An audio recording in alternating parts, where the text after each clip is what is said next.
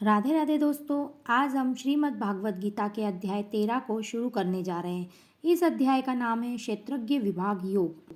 श्री कृष्ण ने अर्जुन को इस अध्याय में बताया कि जो इस शरीर को जानता है उसे दोनों के सत्य को जानने वाले मुनि क्षेत्रज्ञ कहते हैं। अध्याय 13 प्रकृति, पुरुष तथा चेतना। अर्जुन ने कहा, हे कृष्ण, मैं प्रकृति एवं पुरुष, क्षेत्र एवं क्षेत्रज्ञ तथा ज्ञान एवं ज्ञेय के विषय में जानने का इच्छुक हूँ। श्री भगवान ने कहा, हे कुंती पुत्र, यह शरीर क्षेत्र कहलाता है और इस क्षेत्र को जानने वाला क्षेत्रज्ञ है। हे भरतवंशी, तुम्हें ज्ञात होना चाहिए कि मैं भी समस्त शरीरों में ज्ञाता भी हूँ और इस शरीर तथा इसके ज्ञाता को जान लेना ज्ञान कहलाता है, ऐसा मेरा मत है। अब तुम मुझसे यह सब संक्षेप में सुनो कि कर्म क्षेत्र क्या है, यह किस प्रकार बना है, इसमें क्या परिवर्तन होते हैं, यह कहाँ से उत्पन्न होता है, इस कर्म क्षेत्र को जानने वाला कौन है और उसके क्या प्रभाव हैं। विभिन्न वैदिक ग्रंथों में विभिन्न ऋषियों ने कार्यकलापों के क्षेत्र तथा उन कार्यकलापों के ज्ञाता के ज्ञान का वर्णन किया है। इसे विशेष रूप से वेदांत सूत्र में कार्य कारण के समस्त तर्क समेत प्रस्तुत किया गया है। पंच महाभूत, अहंकार, बुद्धि, अव्यक्त, दसों इंद्रियां तथा मन, पांच इंद्रिय विषय, इच्छा, द्वेष, सुख, दुख, संघात, जीवन के लक्षण तथा धैर्य, इन सब को संक्षेप में कर्म का क्षेत्र तथा उसकी अंतक्रियाएं कहा जाता है। विनम्रता, दंभहीनता, अहिंसा, सहिष्णुता, सरलता, प्रामाणिक गुरु के पास जाना, पवित्रता, स्थिरता, आत्मसंयम, इंद्रिय तृप्ति के विषयों का परित्याग, अहंकार का अभाव, जन्म, मृत्यु, वृद्धावस्था तथा रोग के दोषों की अनुभूति, वैराग्य, संतान, स्त्री, घर तथा अन्य वस्तुओं की ममता से मुक्ति, अच्छी तथा बुरी घटनाओं के प्रति संभाव, मेरे प्रति निरंतर अनन्य भक्ति, एकांत स्थान में रहने की इच्छा, जन समूह से विलगाव, आत्म साक्षात्कार की महत्ता को स्वीकारना तथा परम सत्य की दार्शनिक खोज, इन सब को मैं ज्ञान घोषित करता हूँ और इनके अतिरिक्त जो भी है वह सब अज्ञान है। अब मैं तुम्हें ज्ञेय के विषय में बतलाऊंगा, जिसे जानकर तुम नित्य ब्रह्म का आस्वादन कर सकोगे।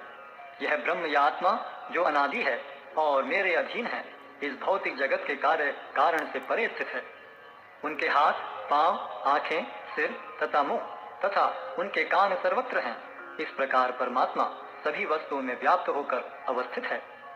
परमात्मा समस्त इंद्रियों के मूल स्रोत हैं, फिर भी वे इंद्रियों से रहित हैं। वे समस्त जीवों के पालन करता होकर भी अनासक्त हैं। वे प्रकृति के गुणों से परे हैं, फिर भी वे भौतिक प्रकृति के समस्त गुणों के स्वामी हैं। परम सत्य जड़ तथा जंगम समस्त जीवों के बाहर तथा भीतर स्थित हैं। सूक्ष्म होने के कारण वे भौतिक इंद्रियों के द्वारा जानने या देखने से परे हैं। यद्यपि वे अत्यंत दूर रहते हैं, किंतु हम सबों के निकट भी हैं। यद्यपि परमात्मा समस्त जीवों के मध्य विभाजित प्रतीत होता है, लेकिन वह कभी भी विभाजित नहीं है। वह एक रूप में स्थित है। यद्यपि वह प्रत्येक जीव का पालन करता है, लेकिन यह समझना चाहिए कि वह सबों का संहार करता है और सबों को जन्म देता है। वे समस्त प्रकाशमान वस्तुओं के प्रकाश स्रोत हैं। वे भौतिक अंधकार से परे हैं और अगोचर हैं। वे ज्ञान हैं, ज्ञेय हैं और ज्ञान के लक्ष्य हैं। वे सबके हृदय में स्थित हैं। इस प्रकार मैंने कर्म क्षेत्र, ज्ञान तथा ज्ञेय का संक्षेप में वर्णन किया है। इसे केवल मेरे भक्त ही पूरी तरह समझ सकते हैं और इस तरह मेरे स्वभाव को प्राप्त होते हैं। प्रकृति तथा जीवों को अनादि समझना चाहिए। उनके विकार तथा गुण प्रकृति जन्य हैं। प्रकृति समस्त भौतिक कारणों तथा कार्यों की हेतु कही जाती है और जीव इस संसार में विविध सुख दुख के भोग का कारण कहा जाता है। इस प्रकार जीव प्रकृति के तीनों गुणों का भोग करता हुआ प्रकृति में ही जीवन बिताता है। यह उस प्रकृति के साथ उसकी संगति के कारण है।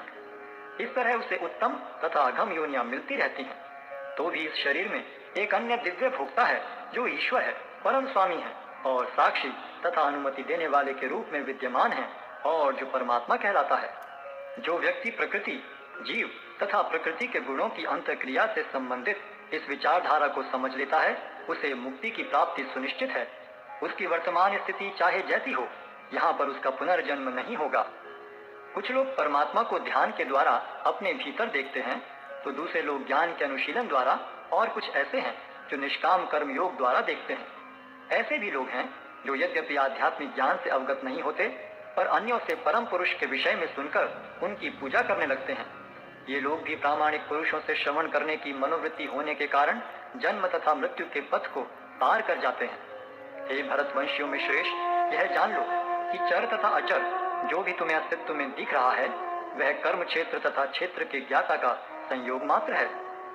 जो परमात्मा को समस्त शरीरों में आत्मा के साथ देखता है और जो यह समझता है कि इस नश्वर शरीर के भीतर न तो आत्मा न ही परमात्मा कभी भी विनष्ट होता है, वही वास्तव में देखता है। जो व्यक्ति परमात्मा को सर्वत्र तथा प्रत्येक जीव में समान रूप से वर्तमान देखता है वह अपने मन के द्वारा अपने आप को भ्रष्ट नहीं करता। इस प्रकार वह दिव्य गंतव्य को प्राप्त करता है। जो यह देखता है कि सारे कार्य शरीर द्वारा संपन्न किए जाते हैं जिसकी उत्पत्ति प्रकृति से हुई है, और जो देखता है कि आत्मा कुछ भी नहीं करता, वही यथार्थ में देखता है। जब विवेकवान व्यक्ति विभिन्न भौतिक शरीरों के कारण विभिन्न स्वरूपों को देखना बंद कर देता है और यह देखता है कि किस प्रकार से जीव सर्वत्र फैले हुए हैं, तो वह ब्रह्म बोध को प्राप्त होता है। शाश्वत दृष्टि संपन्न लोग यह देख सकते हैं कि अविनाशी आत्मा दिव्य, शाश्वत तथा गुणों से अतीत है। हे अर्जुन, भौतिक शरीर के साथ संपर्क होते हुए भी आत्मा न तो कुछ करता है और न लिप्त होता है।